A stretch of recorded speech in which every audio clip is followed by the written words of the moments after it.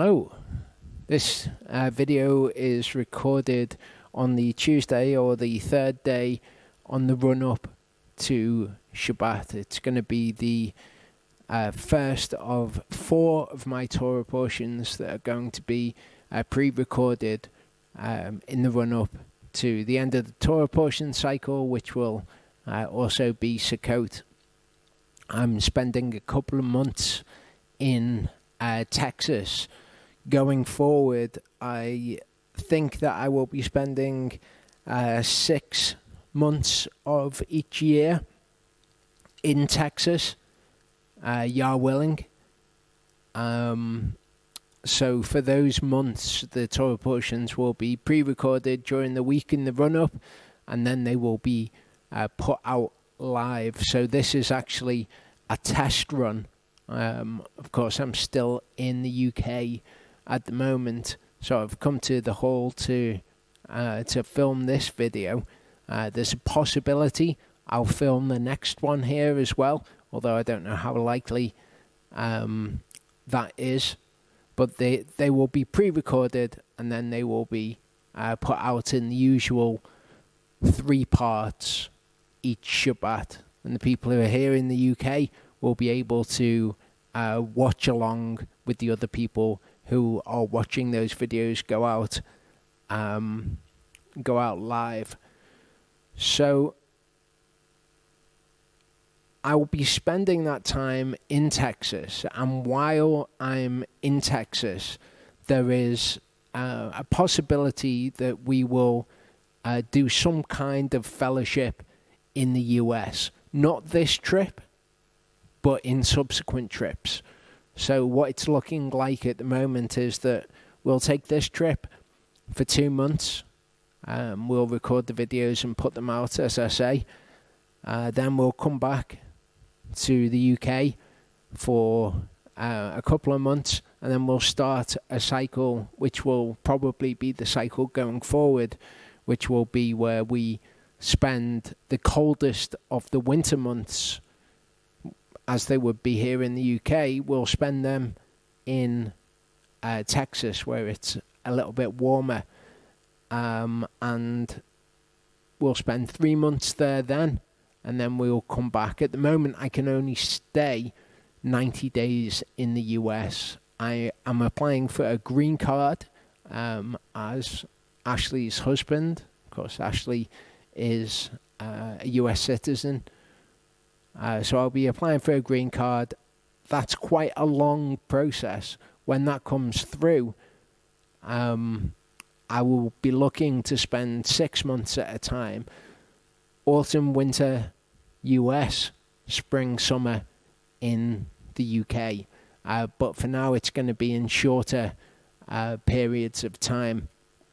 But as I say, we will probably look to having some kind of fellowship meetings in the US, in Texas. It's Eastern Texas where it will be. So if people are interested, it's probably worth shooting me an email just to register your interest, so I know what I'm talking about. I'll put out a video dedicated to that as an announcement later on down the line, when we have more details about exactly what will be happening. But if there is any interest, then shoot me an email, let me know. But everyone's on the same page now. Everyone knows what things will look like going forward. So to get to the Torah portion, this Torah portion is called Eikev, and it means on the heels of. Jacob, Yaakov, basically translated to something like heel grabber. It's a related word to Eikev, Yaakov, Eikev, and it means on the heels of, literally. We might say that something is on the heels of something else to mean subsequently to that thing, following on from that thing. Last time I did this Torah portion, a couple of years ago, the Torah portion before, Charlie had spoken about Sabbath keeping. And my Torah portion followed on the heels of his Torah portion as kind of like a part 2. With the recent Torah portions, the past couple, Charlie and I have both remarked on the fact that they've been of a similar theme. And you might see this with the Torah portions in the cycles that we've been through. At first, very, very broadly, roughly speaking, we speak, about Abraham, Yitzchak, and Yaakov, and the Torah portions are more themed around relationship with Yehovah, what he expects from someone that he's in a relationship with. And then, of course, we deal with the Exodus. But when we get to the book of Numbers, particularly Torah portion Shalach Lecha, we have the rebellion. We have the sin of the spies, and the rebellion of the people is brought into focus. And the Torah portions, just something that I've noticed, have kind of focused on rebellion and that real rebellious heart which is in people. I think that we have quite a focus on that sort of thing in our Torah portions anyway.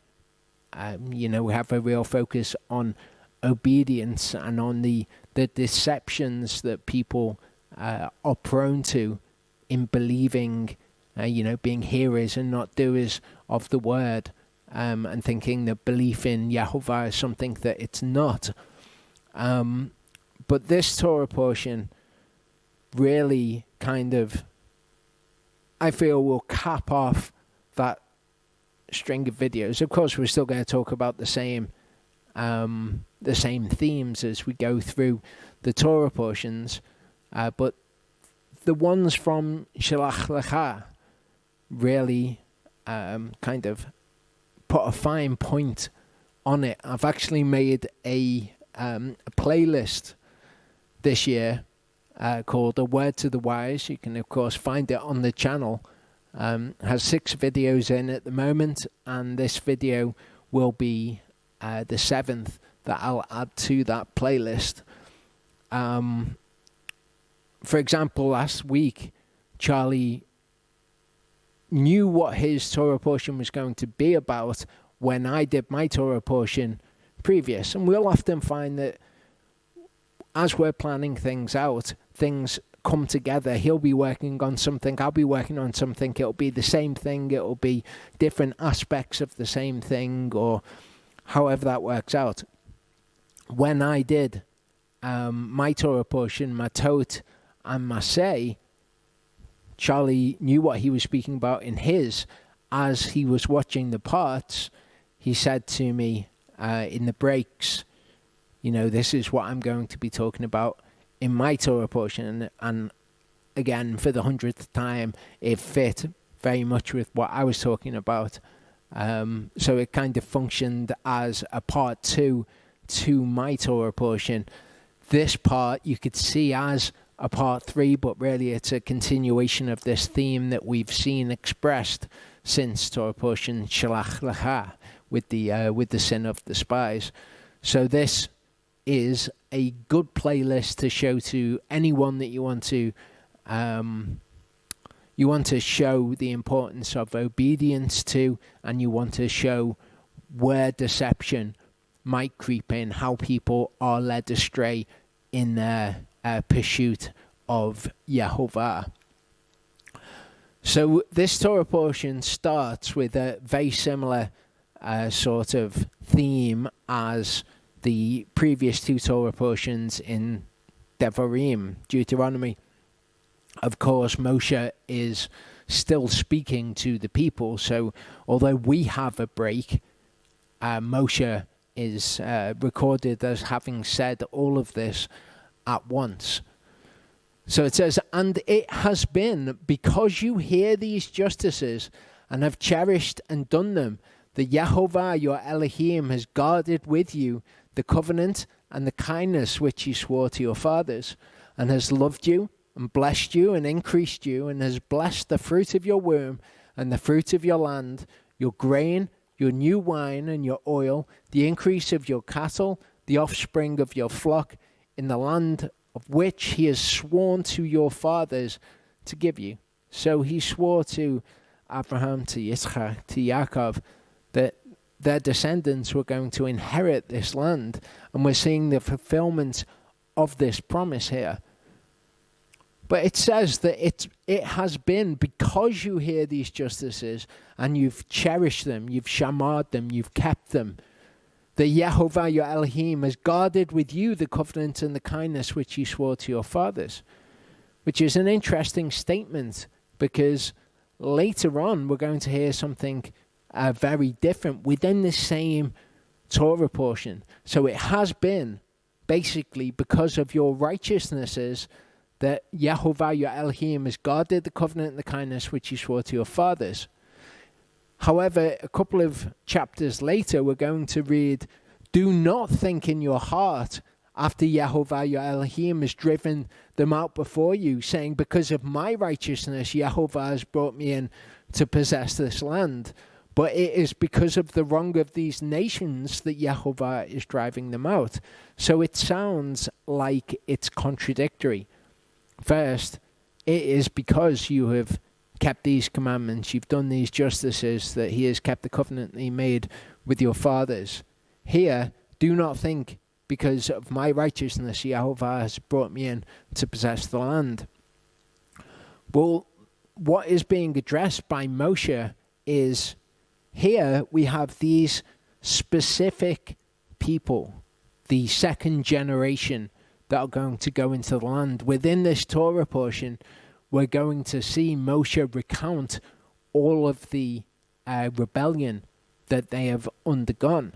So to these people, he's saying, don't think it's because of your righteousness. You're going into the land because Yehovah is kicking out the current occupants of the land. And that's a theme that we see throughout Scripture, that Yehovah will use one group of people to punish another group of people for their iniquity. And then, if that group of people that are used are not righteous, then they will be removed or they will be punished.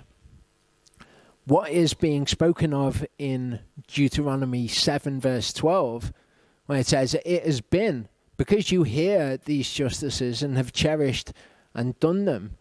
This is spoken in the future perfect tense. The tenses in Hebrew are different to in English. So what we would think of as the past tense, it has been, in Hebrew is called the perfect tense, which means that it has been completed. The future perfect tense is a tense which is used when something has been completed in the future. Yehovah can speak in these terms. He can say, it has been because you hear these justices and have cherished and done them, that Yehovah has guarded the covenant, because he knows what the future is. When something is certain to happen, as in to Yehovah's perspective, it is a certain future event. He tells us the end from the beginning, then he can speak in these terms. So he's speaking to the people, but he says to them, don't think it's because of your righteousness. However, it has been because Israel hears these justices, has cherished and done them, that Yehovah has guarded the covenant. We know that actually these people haven't gone into the land yet, and yet this is addressed to them as if they have gone into the land. Again, Yehovah is speaking of something which is yet future, but is perfect tense. And has loved you and blessed you and increased you and blessed the fruit of your womb and the fruit of your land, your grain, your new wine, your oil, the increase of your cattle, the offspring of your flock, in the land of which he has sworn to your fathers to give you. So it has been that he's done this in the land. They haven't even gone into the land yet. This is future perfect speak. This is something which Yah willing is spoken to us. It is spoken to those who fulfill these criteria. Because you shema these mishpatim and have shamad and asad them. People who do that, Yehovah guards covenant with and shows kindness to. And the outgrowth of that will be that Yehovah has loved you, blessed you, increased you, blessed the fruit of your womb, your land, your grain, your new wine, your oil, your cattle, the offspring of your flock. Because one day, Yah willing, we will live in that land, and he will do these things for us. Verse 14 says, "Blessed are you above all peoples. There is not in you a barren man or a barren woman among you or among your livestock. And Yehovah has turned away from you all sickness and put on you none of the evil diseases of Mitzrayim, which you have known, but he has put them on all those who hate you. And he removed the diseases of Egypt from these people, and he blessed them in this way. But there came a future point at which that protection was removed from Israel, and he put all of the diseases back on them. And Moshe actually warns in subsequent speeches that this will happen. We see this in Deuteronomy 28. If you do not guard to do all the words of this Torah that are written in this book, to fear this esteemed and awesome name, Yehovah your Elohim, then Yehovah shall bring upon you and your descendants extraordinary plagues, great and lasting plagues, and grievous and lasting sicknesses. And he shall bring back on you all the diseases of Egypt, of which you were afraid, and they shall cling to you." So they were told, listen, if you don't guard the covenant, which they didn't, then Yehovah will bring these things on you and on your descendants. Of course, since Deuteronomy 7 here is future perfect, if it applies to us, when he takes us to the land, you are willing us, this will be true. There is not in you a barren man or a barren woman among you. Yehovah has turned away from you all sickness and put on you none of the evil diseases of Egypt which you have known. So any kind of sickness, all of that will be removed from us when we inherit the land, Yah willing. Verse 16 says, "And you have consumed all the peoples whom Yehovah your Elohim is delivering over to you. Your eye has no pity for them, and you do not serve their gods, for that is a snare to you. When you say in your heart, these nations are greater than I am unable to drive them out. You are not afraid of them. You do surely remember what Yehovah your Elohim has done to Pharaoh and to all Mitzrayim. The great trials which your eyes have seen, the signs and the wonders, the strong hand and the outstretched arm by which Yehovah your Elohim brought you out. Yehovah your Elohim does so to all the peoples of whom you are afraid." And of course, that's exactly what he did. So this is spoken prophetically, and this was, of course, done by Yehovah. But this has an application for us as well. They were going to go in and they were going to tackle physical enemies in the land. People that they were afraid of because they were going to come and physically kill them. For us, we can see that our enemies are spiritual in nature, particularly Hasatan, which means essentially the adversary or the enemy. That's what Satan, or in Hebrew, Hasatan, the adversary, means. So our enemies are spiritual in nature. Just as we can become physically defiled and we can cleanse ourselves physically, we can become spiritually defiled and we cleanse ourselves spiritually. So here we can see that these are not, for us, physical enemies rather, but they are spiritual enemies. So for us, Yehovah recognizes that we might say in our heart that these things are stronger than we are, and we are unable to drive them out, whatever it may be. For whatever reason, the thing in which Yehovah is testing you might seem difficult to you. That's actually an essential part of it being a test. But Yehovah says, when you say in your heart, I can't do this, you're not afraid of them. You surely remember what Yehovah your Elohim has done to Pharaoh and all Mitzrayim, or to other areas in your life in which you have changed yourself. You see, Yehovah, when he tests us, isn't going to test us in something which is easy for us to change. Each of us will have things which are easy for us to change. Each of us will have things which are difficult for us to change. When we come across things that are difficult to change, we should remember how Yehovah has changed us, the power that Yehovah has, the things that he's done for us in our lives. And we know that Yehovah is able to bring about that change in us if we trust in his word. Of course, we have to keep Shema and do his word in order for him to work that change. It's not just something that he brings about on us and says, right, you're changed.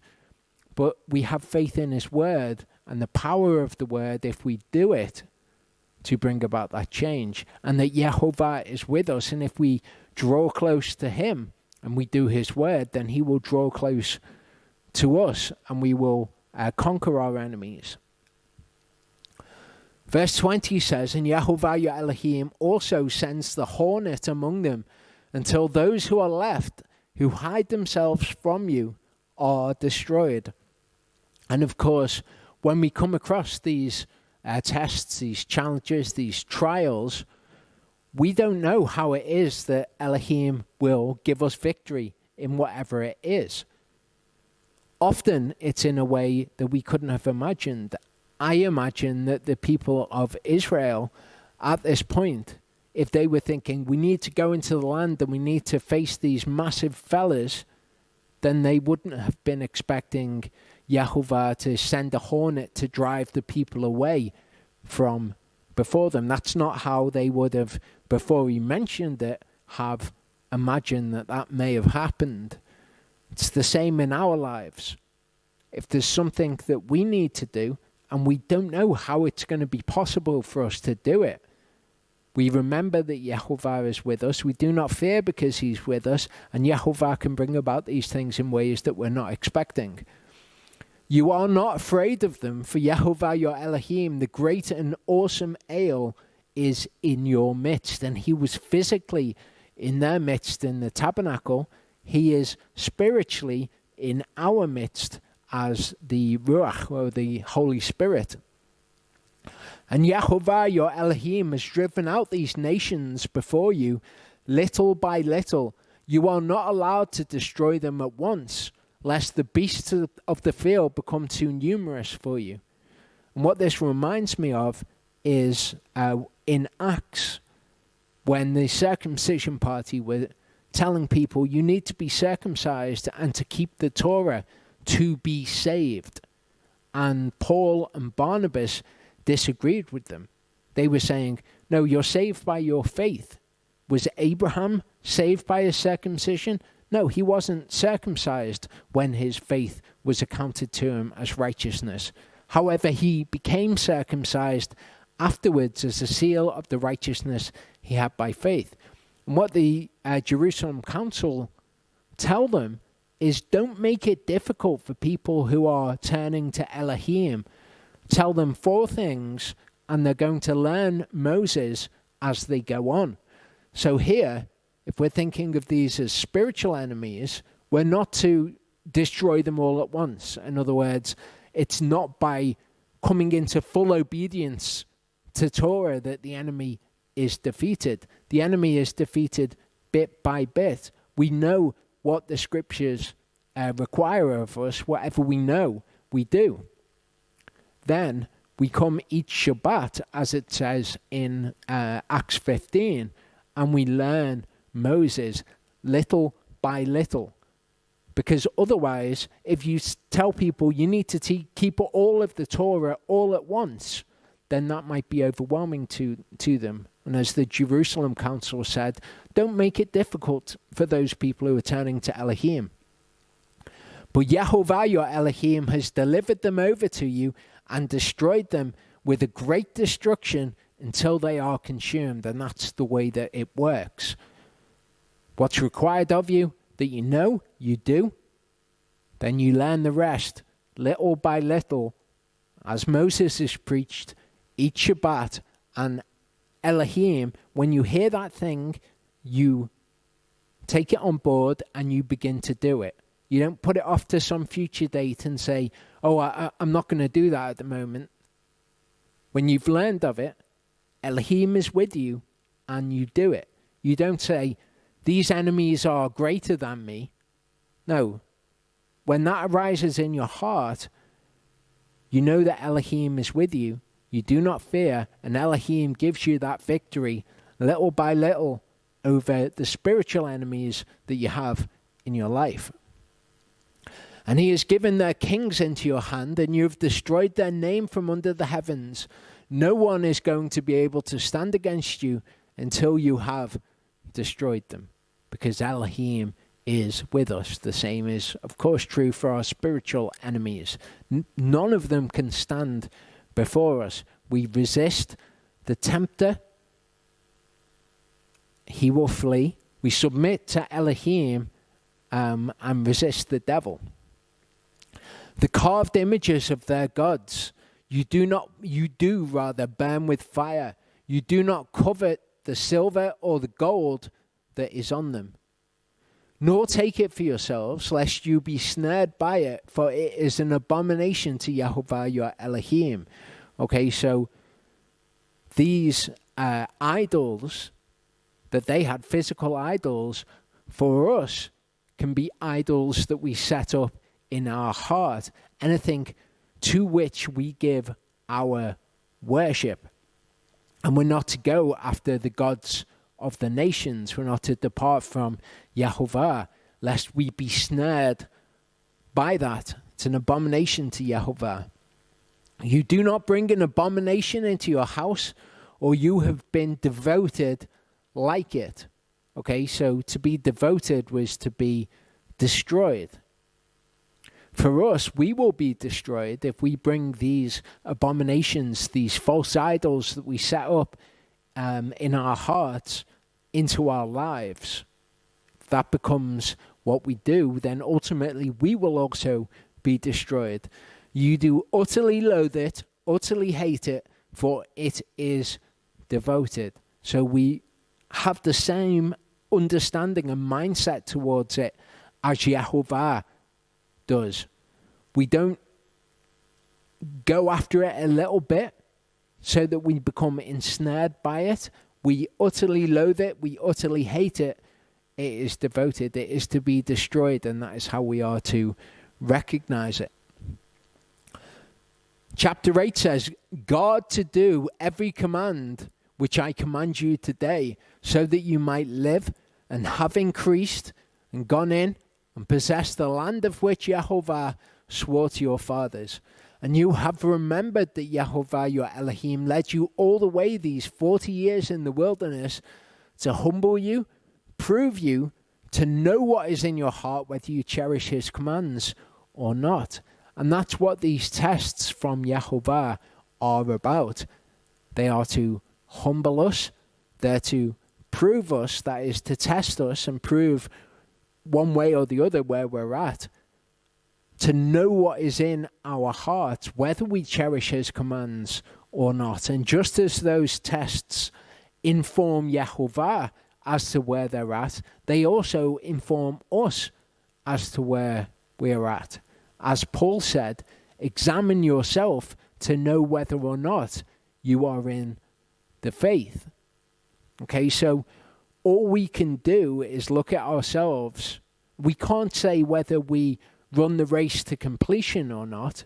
All we can do is to know whether at that point we have failed. Each one of us can know whether we have failed or whether we are currently running the race to victory. He does humble you and let you suffer hunger and does cause you to eat manna.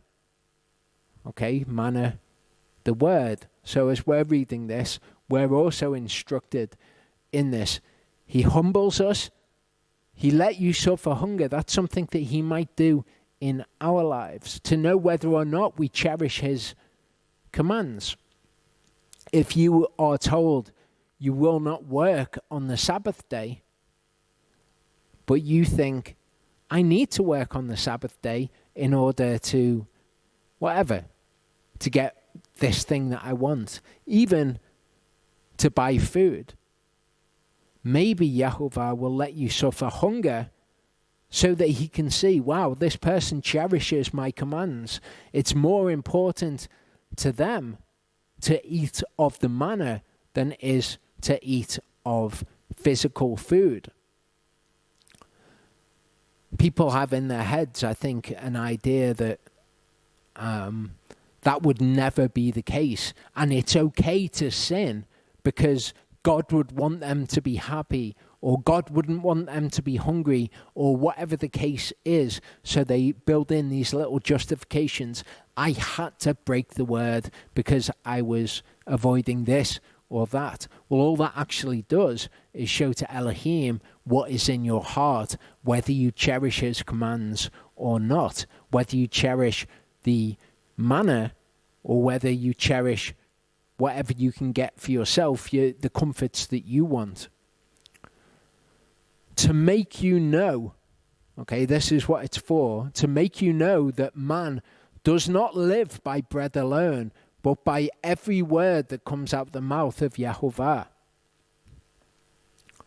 So Yehovah will test us. He will prove us to see what is in our hearts. And as I say, each one of us will have easy things that when it comes to his word, we can shed whatever it is, or we can begin to do whatever it is.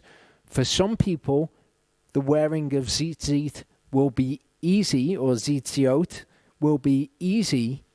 For some people, it will be hard. For some people, eating clean will be easy. For other people, it will be a challenge. For some people, tithing will be easy. For some people, they'll find it to be a huge challenge. So the things which are easy are great. You know, it's good that you are doing those things, but they're not the tests.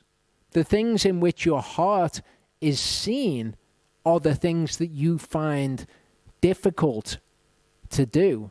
Maybe it's because of social pressure you find those things difficult. Maybe you think, I can't wear zitziot. I can't, whatever it is, because of this person's reaction or that person's reaction. And we may be swayed to consider that we are not able to do those things. But when those things arise in our hearts, as we've seen, and we say we're not able to drive those things out, we do not fear. We know that Yehovah is with us. We have faith in his word. We don't know how those things are going to work out for our benefit, but we have faith that doing the word will cause that to happen. Yehovah is with us. So consider your own lives. Okay, consider what your reaction to Yehovah's word is, because for everyone there will have been many things that when they learnt that they had to do them, they were easy and they just did them straight away. Okay, and as I say, that's good.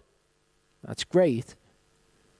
The thing that you need to consider is, what do you find difficult? Do you make excuses about the things that you find difficult, as if it's okay for you to not do those things for whatever reason? So consider what things Yehovah tests you in, because he will test each one of us. For some people, not eating food, losing their job in order to keep the Sabbath would be an easy thing to do, as difficult as that would seem to somebody else. And I'm not saying that Yehovah will require that of you. could well be a test like of Abraham, who raised his hand to kill his son before the angel said to him, no, don't kill him. It's okay. Yehovah knows what's in your heart, essentially. So Yehovah may allow things to get to a point where he knows that we're serious about them before telling us it's okay, or making a way for us, sending hornets before us to drive the enemy away. He will help us in ways that we cannot imagine, and not being able to imagine them is a part of the test. He's testing us to see what sort we are of. Paul tells us, examine yourselves whether you are in the belief. Prove yourselves. So just as these tests prove us to Elohim, we are also proved or tested ourselves. Just as Elohim can see where we're at, we can also see where we're at. So if you are failing tests, know that you have failed. That's it. It's not the end of it, because you can decide to repent and turn and realize the position that you're in. Regard your natural face in the mirror and not forget about it. Take it as that opportunity from Yehovah, where he has revealed to you where you are at in your walk, that you are not making it. Don't deceive yourself that you are making it. He's given you that opportunity. Recognize those things are difficult. Recognize that he says you will have difficult tests, but I am with you. You can pass them. If you don't, and you just decide, I'm going to break your word, then we have shown him and ourselves what is in our heart. We have beheld our natural face as in a mirror. Hebrews 4:12-13 says, the word of Elohim is living, working, and sharper than any two-edged sword, cutting through even to the dividing of soul and spirit, and of joints and marrow, able to judge the thoughts and intentions of the heart. Okay, so in those things, the word judges the thoughts and intentions of our hearts, whatever it is that is difficult. If our thoughts and intentions are, well, it's better for me to have physical food or physical comfort or whatever it is than to keep the word, that is what the word has proven about us to Elohim and to ourselves. There is no creature hidden from his sight, but all are naked and laid bare before the eyes of him with whom is our account. Okay, there's no one that is hidden. If you think, well, that thing, I'm just not doing it, but I imagine maybe I'll start doing it in the future, stop deceiving yourself. What you've decided is, I will not do that thing. That's where you're at. You've failed the test. The thoughts and intentions of your heart have been made manifest before Elohim, and he gives you the opportunity for that to be made manifest before your own eyes, so to speak. 1 Corinthians 9:24-27 says, do you not know that those who run in a race indeed all run, but one receives the prize? Run in such a way as to obtain it. It's not enough to be running in the race. It's not enough to be saying, I'm one of Yehovah's people. I have turned to him. I have accepted his word as true. Okay? All the people in a race are running. Only one will win. Okay? With us, few will be saved. Everyone who competes controls himself in every way. Okay? And they're just physical athletes running in physical competitions, and yet they strictly control themselves. They do it to receive a corruptible crown, okay, just a prize. We for an incorruptible crown. So the point being, how much more important is it? How much more should we be prepared to control ourselves in every way to receive a prize that is unimaginable compared to an athlete who just receives a prize or a medal or whatever it may be.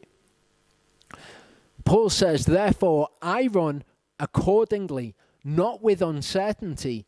Thus I fight, not as one who beats the air. So ask yourself, do you fight as one who beats the air? Or are you fighting without it being certain? Are you, is it futile, your fight? Because rarely you know that you've failed the test. We can run with certainty. We can look at what Elohim asks of us and we can say, am I passing the test? And we can know, yes, I am passing the test. That's running with certainty. If we look and we say, no, I'm failing the test, then we're fighting as one who beats the air. But I treat my body severely and make it my slave. That's what is told to us in Scripture, that Yehovah will chastise us or he will discipline us. Okay, it can be seen to be he will punish us for doing wrong. However, the word also means to bring one into being disciplined, as in self-controlled. So he will make one self-controlled. So Paul says, I treat my body severely and make it my slave, so that when I have proclaimed to others, I myself might be rejected. So Paul's saying, even I don't know if I'm going to win the race in the end. I don't want to preach to others and myself be rejected. I could say the same thing. I preach to people. I don't want it to be that I fail the race in the future. So I bring myself into self-mastery, self-control, into being disciplined. I treat my body severely because I know the crown that I am running for. I run with certainty, as Paul ran with certainty. And when he reached the end of his life, he said, for I am already being poured out. The time of my departure has arrived. So he knew that he was going to be killed. And he said, I have fought the good fight. I have finished the race. I have guarded the belief.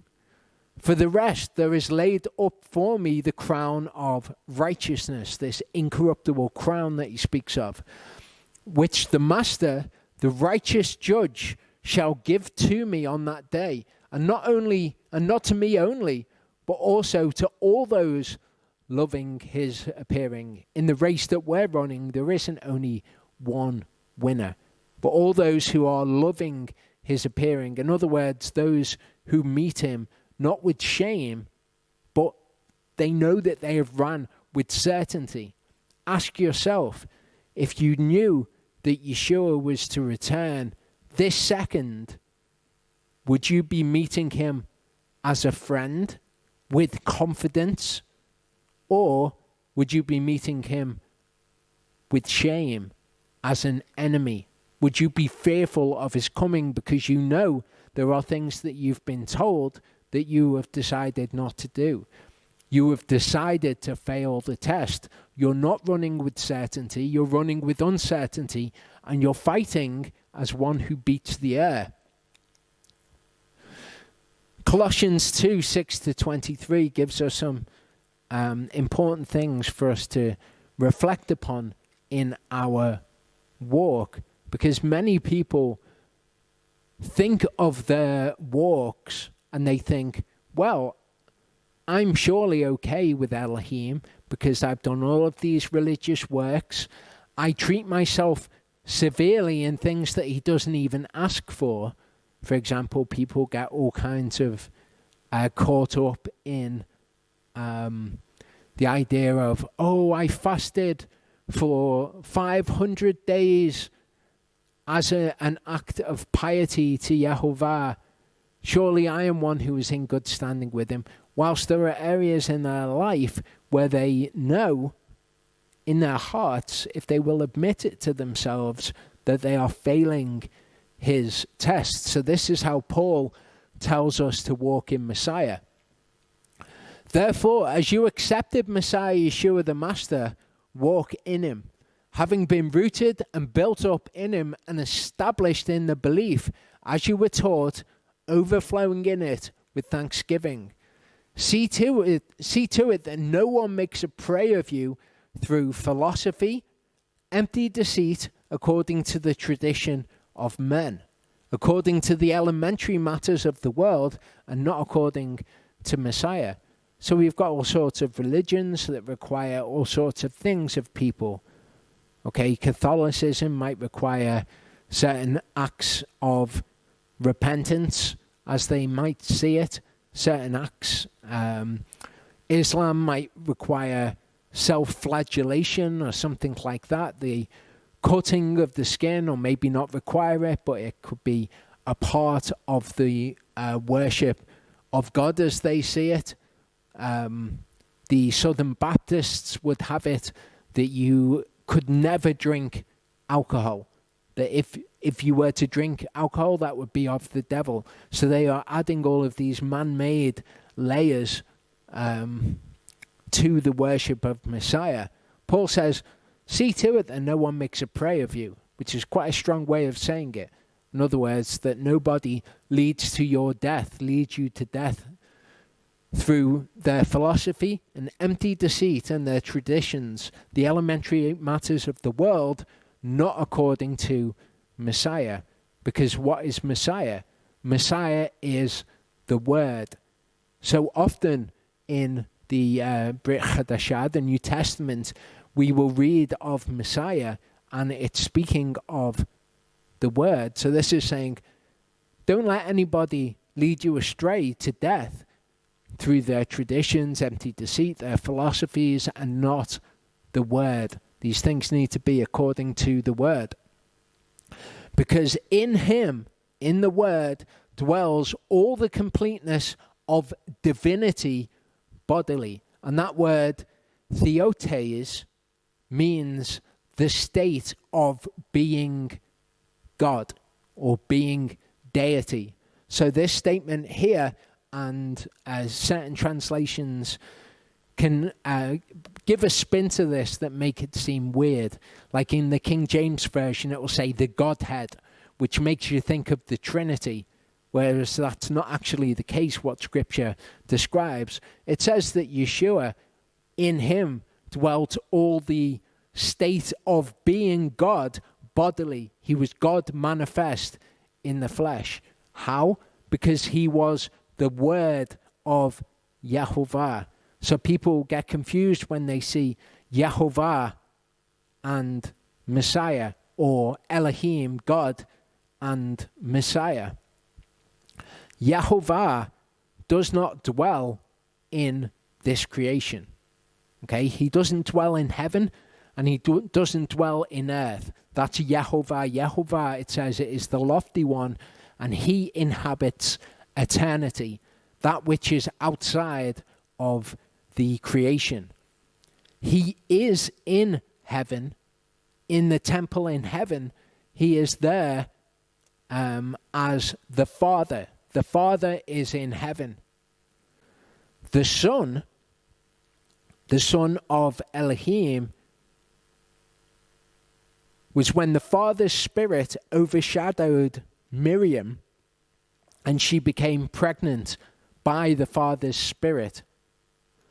And Yeshua is the Word of Elohim made flesh. So the Word of Elohim is an expression of Elohim. Okay, the Word was with Elohim and the Word was Elohim. Just as you could say that my word that I speak is me. It's not all of me, but it is an expression of me. It is me. So Yeshua is the Word made flesh. He is all the completeness of the state of being God bodily. But he is not all of Yehovah. Just as the Father, who is, if you like, an expression of Yehovah in heaven, isn't all of Yahovah either. He is Yahovah as he appears within the creation, within heaven. The Father's Spirit overshadowed Miriam, and she bore a human being, Yeshua. She became pregnant and bore a human being. And in him dwells all the completeness of being God bodily. So I hope that that explains something that people find quite confusing. Is it the Trinity? No. Is it Yeshua was just a man? No. It's more subtle than that, more nuanced, but it is easily understood. And you have been made complete in him who is the head of all principality and authority. In him you were also circumcised with the circumcision not made with hands, in the putting off of the body of the sins of the flesh by the circumcision of Messiah. Okay, so we put off, when we come to Messiah, the old self. The old self dies. We're raised to the newness of life. And that newness of life, part of it is being circumcised in the heart, which means to be submitted to Elohim. We're going to see in this Torah portion that they were told, circumcise your hearts. It's not a new thing. It's not a new thing in Messiah. It is simply the state of being surrendered to Elohim. Having been buried with him in immersion or in baptism. That's what happens when we're baptized. The old self dies. We're raised out of the water to the newness of life, in which you were also raised with him through the belief in the working of Elohim who raised him from the dead. We looked at that when we were looking at the book of Joshua, that we must believe that Elohim raised Yeshua from the dead. To believe in that working of Elohim, i.e. the resurrection from the dead, that we would undergo that in the future, that we would be raised from the dead also.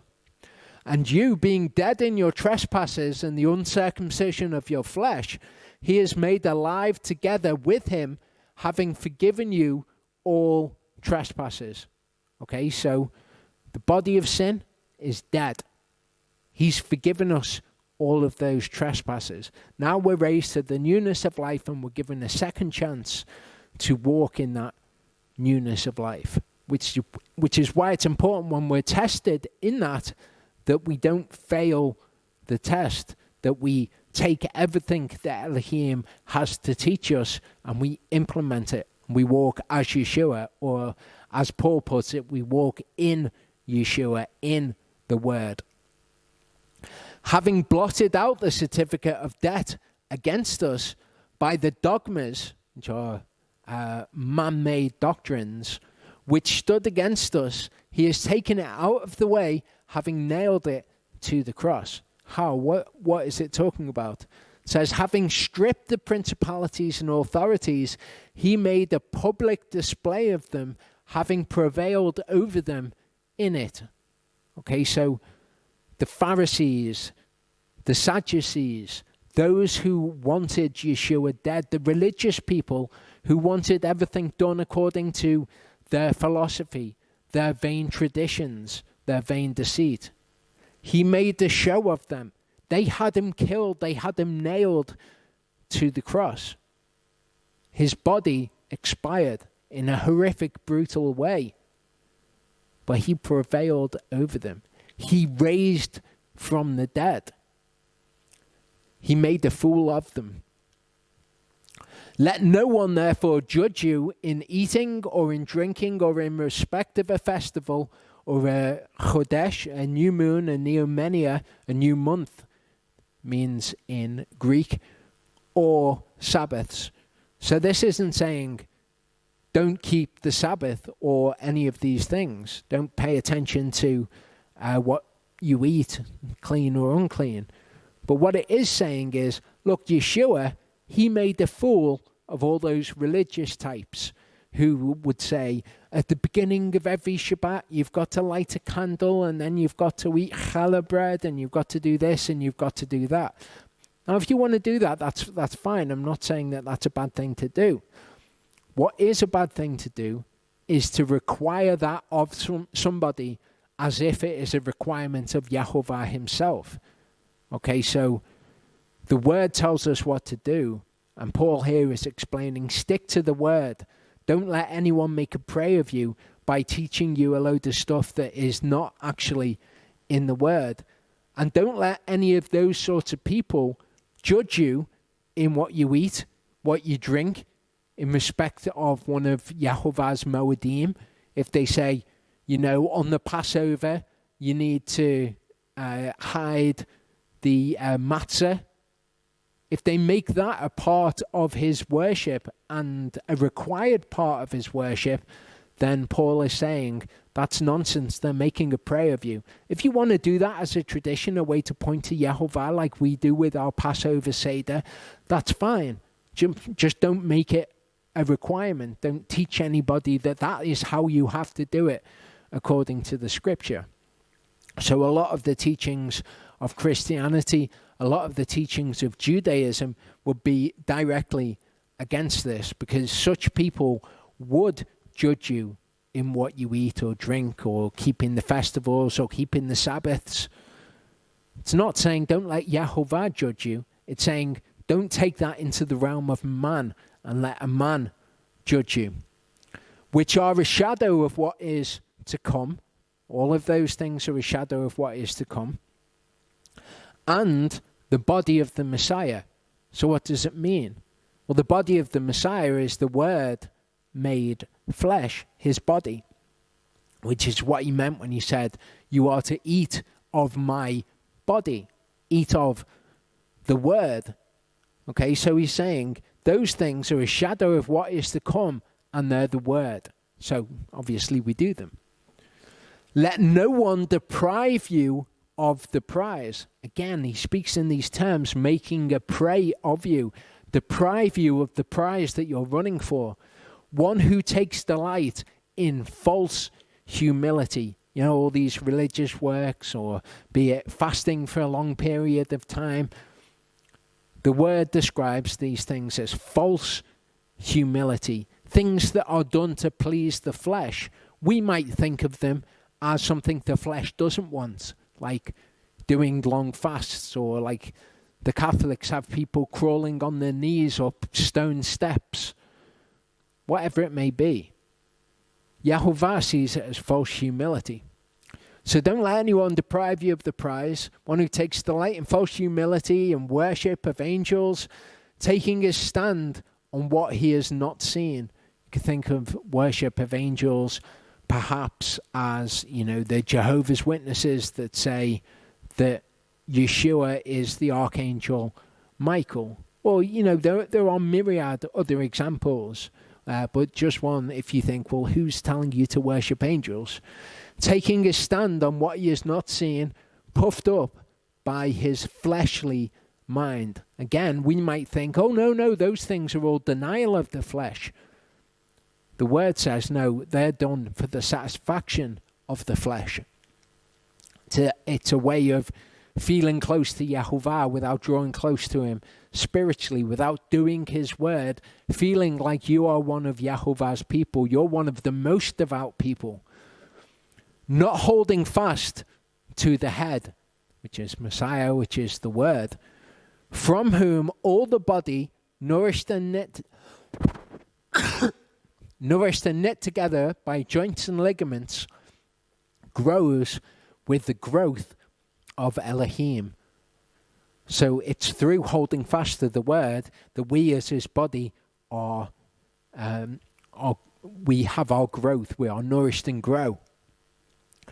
If then you died with Messiah from the elementary matters of the world, why, as though living in the world, do you subject yourselves to regulations from these things of men? Do not touch, do not taste, do not handle. It's not talking about when the word says don't eat pigs. It's talking about these extra requirements that people have put on top of the word, which are all to perish with use according to the commands and the teaching of men. Okay, again, it's got nothing to do with the word here, but don't follow after these regulations. These indeed have an appearance of wisdom. You can look at them and go, oh wow, what a pious person he was to fast for those 4 months. It's got an appearance of wisdom. We can kind of say, oh well, it is the putting off of the flesh to not eat. That makes you spiritually closer to Yahovah. And that may well be true. I'm not saying that fasting is bad. Fasting is a good thing. It's a discipline. Okay, it is a way for us to draw close to Elohim and to feel close to him. But if we think that's where the worship of Elohim is at, rather than following his word, then that is the appearance of wisdom. Oh no, that person, he didn't obey Yahovah in everything that was asked of him, but he did fast all the time. That's the sort of thing that Paul is talking about. These indeed have an appearance of wisdom in self-imposed worship, humiliation and harsh treatment of the body, of no value at all, only for the satisfaction of the flesh. So we might think treating your body harshly, as in, self-flagellation or crawling up stone steps or fasting for 8 months, we might think that is putting to death the flesh. Paul says, no, that is only for the satisfaction of the flesh. In other words, the flesh, we know, will not submit itself to the Torah of Elohim. So when we do these things rather than doing the word, it is satisfying to the flesh. It allows the flesh to believe that it is in alignment with Yahovah, when actually it is just seeking something else that it can do other than the word. Self-imposed worship of Elohim. Hebrews 12:3-13 says, for consider him who endured such opposition from sinners against himself, lest you become weary and faint in your lives. Okay, so the author of Hebrews tells us here, consider Yeshua and everything that he underwent, all the people who were opposed to him. When you begin to feel weary and faint in your lives, when you think, oh, this test is really hard, you might find it really hard. I'm not saying that the tests aren't hard. I'm saying that they're supposed to be hard so that you come to an end of yourself and have faith in Yahovah. And we're told to consider Yeshua when these things happen. You have not yet resisted unto blood, striving against sin, as Yeshua did. Think of what he was willing to undergo so that the will of Elohim be done. He asked Elohim, take from me, he asked the Father, take this cup from me if you be willing. However, if you're not willing, not what my will be done, but yours. So he, you could say, resisted unto blood in order to do the will of Elohim. So we're told, listen, when you get a bit weary and faint in your lives, when you think, oh, this is quite difficult, consider what Yeshua did and what he went through. You have forgotten the appeal which speaks to you as sons. My son, do not despise the discipline of Yahovah, nor faint when you are reproved by him. Okay, so as I said before, the discipline of Yahovah can be being reproved. It can be, being told, that's wrong. You need to do this correctly. It can be being punished by him. It can also be things that we undergo in order to make us disciplined, to give us discipline. For whom Yahovah loves, he disciplines and flogs every son whom he receives. So if you think that the past few Torah portions have been quite heavy, have been quite brutal for you to hear, then consider that this is a good thing for you. You are being brought to discipline by Yehovah. If you endure discipline, Elohim is treating you as sons or as children. For what son is there whom a father does not discipline? If you are without discipline, of which all have become sharers, then you are illegitimate and not sons. Okay, so if these past few Torah portions have been discipline to you, if you have been reproved by them, don't turn your face from it. Forget about it. Accept it and say, yes, this is me as a son or as a child being disciplined by my father to bring me to the point of self-mastery, of self-control. Moreover, we indeed had fathers of our flesh disciplining us, and we paid them respect. Shall we not much rather be subject to the Father of spirits and live? So our fathers taught us discipline, just as our Father in heaven teaches us discipline. We can understand that from the examples that Yehovah gives us in our own lives. For they indeed disciplined us for a few days as seemed best to them, but he does it for our profit, so that we might share his set apartness. So if there is something in your life which you see as a punishment from Yehovah, then it is good. It is for our profit. He's not doing it just to punish us. And you shouldn't see everything in your life that is bad as a punishment and everything that is good as a reward. That's a very simplistic way of looking at Yehovah, and in its simplicity, it is inaccurate. If you can look at your life and say, I am failing in this thing, then you can know, A, it might be a punishment, but if you are failing in something and you are seeing something happening in your life as a blessing, then you can know that it is not some kind of reward from Yehovah if you are failing at something. Again, each of us can look to see, am I failing? Examine yourself, prove yourself whether or not you are in the faith or in the belief. Indeed, no discipline seems pleasant at the time, but grievous, but afterward it yields the peaceable fruit of righteousness to those who have been trained by it. So what's the key here? Be trained by it. That's how to have a good effect. That's how it is for our profit. If you stiffen your neck, if you hear these things and you say, oh yeah, but then you put in some other piece of the word and you say, but this word goes against it. You're being like Balaam, like Bilam. Okay? He was not trained when Yehovah said, you will not go with these men. He wasn't trained by it. And so it didn't yield the peaceable fruit of righteousness. If these Torah portions have been disciplined to you, then be trained by them, and it will yield the peaceable fruit of righteousness in your life. It will be for your profit. So strengthen the hands which hang down and the weak knees. Think of what Yeshua went through. Steel yourself and say, I can go through this. With Messiah, all things are possible. Make straight paths for your feet, lest the lame be turned aside, but instead to be healed. So the lame, the weak, will be turned aside by those tests.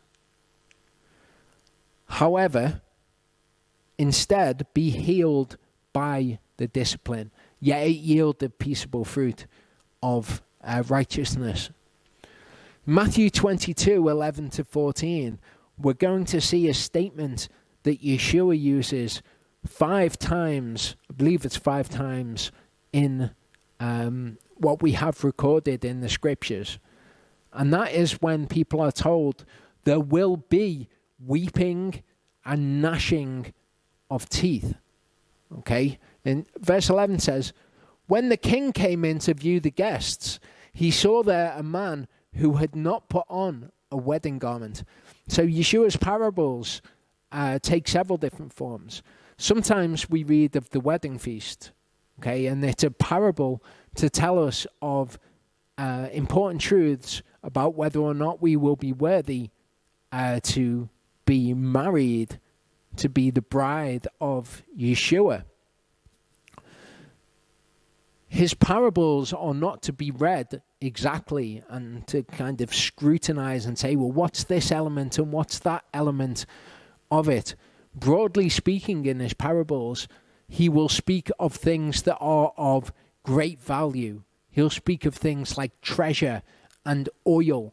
Okay, they aren't all different things. They're all the same thing. They are what it is to be trained by the word of Elohim. They're something of great value. Also, he speaks of the wedding feast. And we don't dissect the wedding feast and say, well, who are the guests and who's this person and who's that person? Because it's just a parable. It's to generally convey a message to us. The other thing that we see is he speaks of men, rich men, who have servants. And we see how the servants are treated when someone is a good servant, when they're a bad servant. Again, we shouldn't look too closely at it to try and take more meaning from it than is being conveyed. It is a parable. It just tells us about which servants are good and which ones are bad. So the king came in to view the guests. He saw there a man who had not put on a wedding garment. Again, we shouldn't focus too much on it and say, well, what is the wedding garment? Is it tzitzit, or is it, a Jewish person might say, is it wearing a kippah or whatever? It's not the point. The point is he wasn't suitable for the wedding. He said to him, friend, how did you come in here not having a wedding garment? And he was speechless.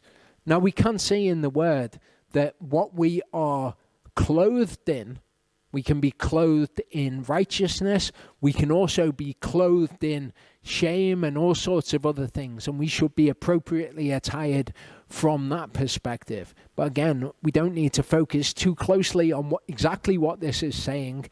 All we know is there is someone there who was not suitable for the wedding. We know how we make ourselves suitable for the wedding, worthy to walk with Yeshua in white. Friend, how did you come in here not having a wedding garment? And he was speechless. Then the king said to the servants, bind him hand and foot, take him away, throw him out into the outer darkness. There shall be weeping and gnashing of teeth. Okay, that means disappointment. People are going to be disappointed. The point in this parable is that people are going to think that they're going to be going to the wedding, and the king is going to turn around and say, you're not suitable for the wedding. You're not worthy to walk with me in white. And those people, of course, are going to be disappointed. There will be weeping and gnashing of teeth, both of which are signs of frustration and disappointment. Imagine if you were told by Yeshua, you are not worthy to walk with me in white. You will not be my bride. For many are called, but few are chosen.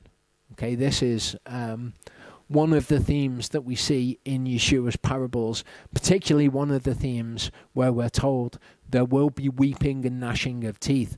Many people are going to be called, so just being in the race and just running in the race isn't the end of it.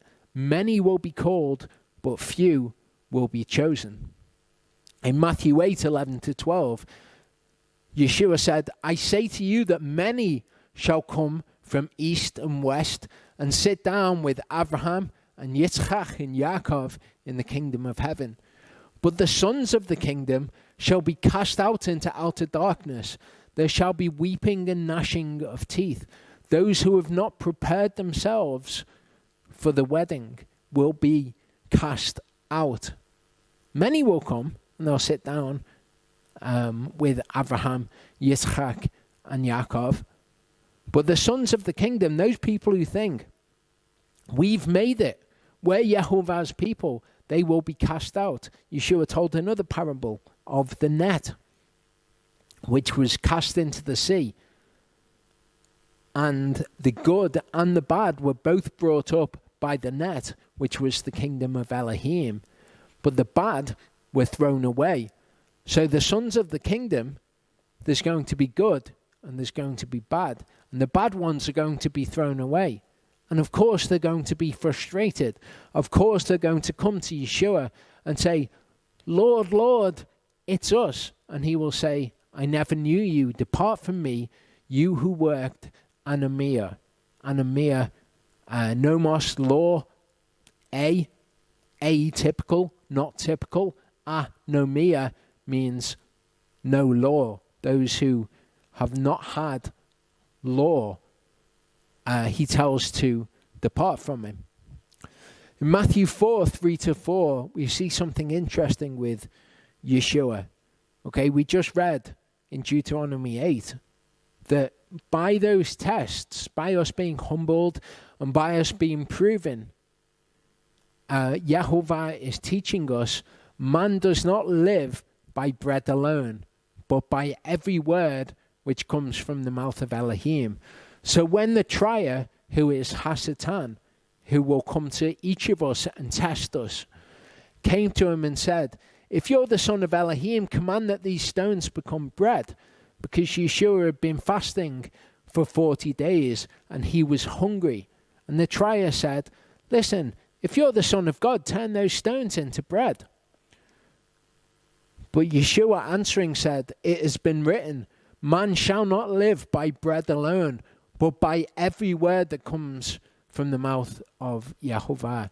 Yeshua knew that Yahovah, Elohim, would suffer people to be tried, to be tested, to be proved. He would allow them to suffer hunger, which Yeshua was undergoing. He said, man shall not live by bread alone. That's not where it's at. I'm going to live by every word that comes from the mouth of Elohim. So our response when the trier comes to us and says, you better work on the Sabbath. If you don't work, your business is going to fail, and then your kids are going to go hungry, and then this and then that.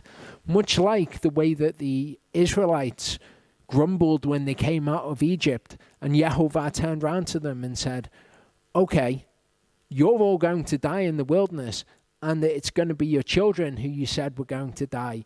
They will prosper, and they will go in. People have the same sort of complaints. So when the trier comes to us with such temptations or says, oh, you don't want to do this command. If you do this command, it's going to be X, Y, Z is going to follow on from that. We turn to the trier as Yeshua did, and we quote to him the correct piece of scripture. The trier is also the father of lies. Everything he comes to us with to try to convince us will be a lie. If you are being tried with the lie that you will be in a bad position and Yehovah won't look after you, if you don't break his commands, then what you need to do to counteract the lie is to quote the truth, to resist the devil, and he will flee from you. Verse 4 of Deuteronomy 8 says, your garments have not worn out on you, and your foot not swelled these 40 years. If Yehovah needs to do this in your life, he is perfectly able. It's not just going to be in a way that you can imagine that he will provide for you. Maybe he will allow you to not have money for a while, or to have less money for a while, but he'll do things like he'll make your shoes wear out more slowly, or he'll make your clothes not get holes in them, or whatever it is. You don't know how he's going to work. He can change the course of nature to benefit you. He's the one who's in control. When you see those enemies, don't say, I can't drive them out. Do not fear, have faith in Yehovah. Thus you have known in your heart that as a man disciplines his son, so Yehovah your Elohim is disciplining you in allowing you to suffer hunger. He is disciplining you. He is bringing you into a state of being disciplined. And then you have known in your heart. He tests you to prove what is in your heart. But as I said, it's a test which shows him. It's also a test that shows you where you're at. You've known in your heart that Elohim is disciplining you through those things, and you've endured that discipline, and you've allowed it to yield the peaceable fruit of righteousness. Therefore, you have cherished the commands of Yehovah your Elohim to walk in his ways and to fear him. Okay, again, future perfect. Let's hope you've cherished the commands of Yehovah. When those tests come along, you say, whatever, it doesn't matter. It doesn't matter how hard it is. I'm going to remember what Yeshua did. I'm going to remember I haven't yet resisted unto blood, and I've feared Elohim. For Yehovah your Elohim is bringing you into a good land, a land of streams of water, of fountains and springs that flow out of valleys and hills. This is also the fruit that will come from obedience. A land of wheat and barley, of vines and fig trees, pomegranates, a land of olive oil and honey. A land in which you eat bread without scarcity, in which you do not lack at all. A land whose stones are iron, and out of whose hills you do dig copper. And you have eaten and been satisfied, and you have blessed Yehovah your Elohim for the good land which he has given you. Again, all future perfect tense, all prophetic of those people who Shema and Shema. Be on guard lest you forget Yehovah your Elohim by not cherishing his commands and his justices and his laws. Be on guard, because that's a real possibility, which I command you today.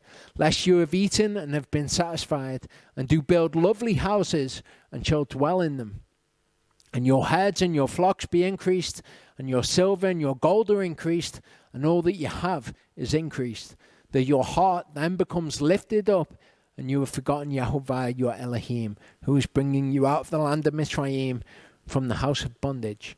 If Yehovah has put you in a position where you have things in abundance, where you have plenty, don't then, in that condition, allow yourself to start slipping. Allow yourself to not look to Yehovah for your provision, and to start to imagine, actually, I've gathered all of these things to myself. I'm going to be okay. I can make myself comfortable. I don't need to fear Elohim.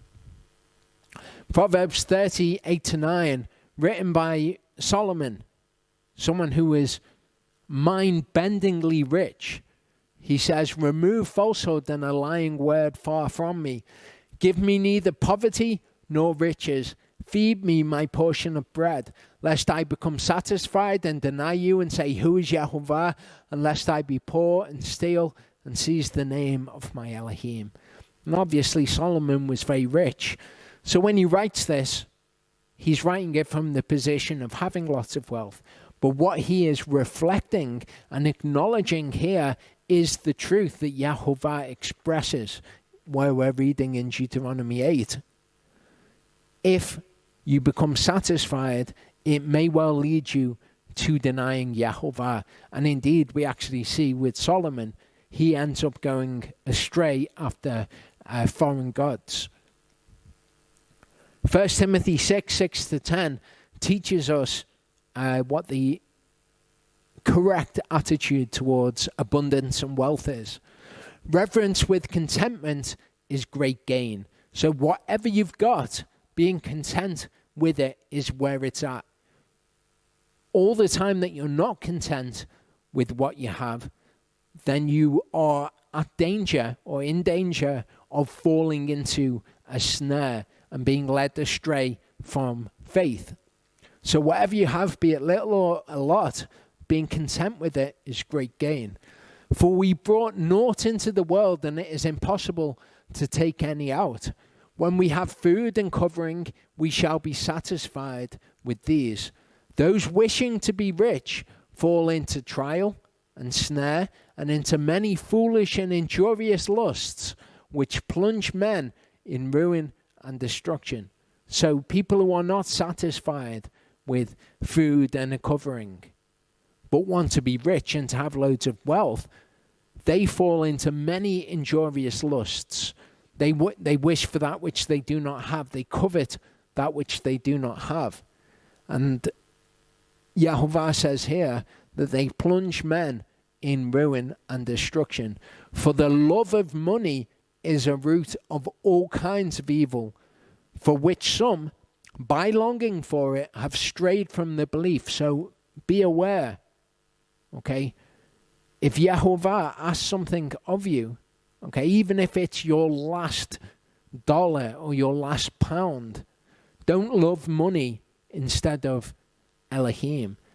Acknowledge that he may be testing you in that to see whether you cherish him and his commandments or whether you cherish something else. Have strayed from the belief and pierced themselves through with many pains. Don't do that. Don't pierce yourself through by wishing for things to be different, for wishing for wealth that you do not have, because that very love of money is what will injure you. Verse 15 of Deuteronomy 8 said, who led you through that great and awesome wilderness, fiery serpents and scorpions and thirst, where there was no water? Who is bringing water for you out of the flinty rock? He may well lead you through a situation where you do not have something available to you, but he is with you and he will provide for you. Who is causing you to eat manna in the wilderness, which your fathers did not know, in order to humble you and to try you, to do you good in the end? And that's true of us. Certainly we could be seen to be in the wilderness. Okay, our fathers, as in the children of Israel, didn't know the manna that we had. They didn't know the Brit Hadashah, other parts of understanding of the scripture that they did have. They didn't have the same manna. So remember, if you're in a situation where you need Yehovah to provide for you, he is causing you to eat manna. Okay, man does not live by bread or whatever it is in your life that you lack alone, but by every word of Elohim, by the manna, which our fathers didn't know. Same reason, in order to humble us and to test us, and importantly, to do us good in the end. You have said in your heart, my power and the strength of my hand have made me this wealth. How foolish. But you shall remember Yehovah your Elohim, for it is he who gives you power to get wealth in order to establish his covenant, which he has sworn to your fathers, as it is today. So if you think, this is the product of my hard work, it's my hand, the strength of my hand, my power, which has brought me this wealth, remember that it is Yehovah who gives you the power to get wealth in order to establish the covenant with you to do you good. In Luke 18:20-24, we have somebody approach Yeshua, the rich young ruler, who has the same sort of attitude that people have today. Lo and behold, what else would we expect? And he wants to know how he will make it into the kingdom. And Yeshua says to him, you know the commands: do not commit adultery, do not murder, do not steal, do not bear false witness, respect your father and your mother. And he said, all these I've watched over from my youth. Just as people today will say, I've kept all of the commands. Okay, I followed the word of Elohim. Hearing this, Yeshua said to him, yet one you lack. Sell all that you have and distribute to the poor, and you shall have treasure in heaven, and come, follow me. Of course, giving to the poor in Torah is a command, as is doing with our material goods as Yehovah commands us to, be it giving of the first fruits of a crop, be it giving a tithe. To do with our material goods as Yehovah commands is the one thing, the people who would say, oh, I've done all of the commands. I've done them all. That may well be the one thing that they lack, and commonly is, in my experience. They think, This is my hard-earned money. Nobody's going to take this from me. They come to Yeshua. How is it I can make it into the kingdom of heaven? Yeshua says, you know the commands. And they say, I've done all the commands. Yeshua would say to them, yet you lack in this area. When he heard this, he became intensely sad, for he was extremely rich. He didn't want to be told what he had to do with his wealth. He was intensely sad at this, that this is what would be required of him to enter the kingdom of heaven. Is that you? When Yehovah tells you to do something with your goods, do you feel a sadness at it? And are you prepared to walk away in that instance? When Yeshua saw that he became intensely sad, he said, how hard it is for those who have riches to enter into the kingdom of Elohim. And my experience has been that it is harder for people who have something to do with it what Yehovah says to do than it is for those who have nothing. I always think back to when I was receiving £10 a week, and that was all the money that I had, and how careful I was to take a pound of that £10 to give to Yehovah. Whereas somebody maybe who had £20 million might say, it's harder for me because I have to give £2 million to Yehovah. And Yeshua recognizes this here. So have the correct attitude to material wealth. If Yehovah has blessed you, he's given you a gift, enjoy it. But don't let that be the stumbling block by which you don't enter into the kingdom. And it has been, if you utterly forget Yehovah your Elohim and have followed other gods and served them and bowed yourself to them, I've warned you this day that you shall certainly perish. Forget Yehovah in all the ways that we've just gone over. Like the nations which Yehovah is destroying before you, so you are to perish, because you obey not the voice of Yehovah your Elohim. We're told in Scripture, don't look at the nations and say, oh, they're wicked, but I'm going to be okay. If we act in the same way as them, as they do in ignorance, if we do purposely, then it will be worse for us. Ezekiel 14 verse 3 says, Son of man, these men have set up idols in their hearts. Because when we read, you've followed other gods, served them and bowed yourself to them, we think, well, I've never had a false idol in my life.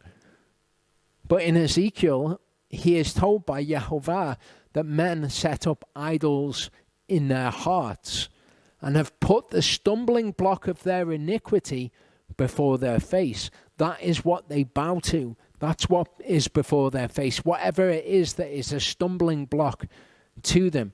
So whatever it is which is a stumbling block to you, that is a false idol that you are worshipping. You've put that stumbling block of your iniquity before your face to give worship to it. So whatever it is, and we've looked at this, you can think, what are those hard things? If you can identify those hard things and you've said, I've passed the test, I have done all that Yehovah has asked, great. You know that at the moment you're on course. Stay on course. Do not go astray. But if you know that you've failed, then you know that you have an idol in your heart and you've stumbled in the same way that the children of Israel did all throughout history. But take that reproof, take that discipline from Yehovah and change. Yet let it yield the peaceable fruit of righteousness. Let it be for your profit.